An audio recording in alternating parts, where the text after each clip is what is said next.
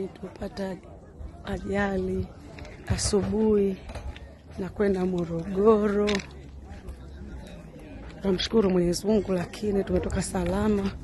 Nimeona treni imehama kwenye reli.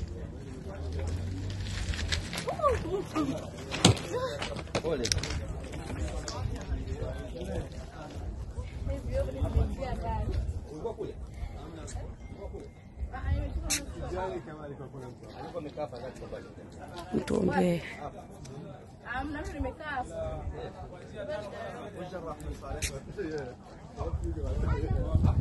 Yani hii nguzo ndo kama imesaidia hii treni siweze, pengine zibewa zote zingedondoka, tungeumia sana. Lakini tunamshukuru Mungu, kuna watu wameumia kidogo, sio wote. Ndio tuko hapa. Tumetoka nje kidogo tu Dar es Salaam kama dakika 25 nafikiri. Kitu kama hicho. Bewa nyingine ile kule imechomoka.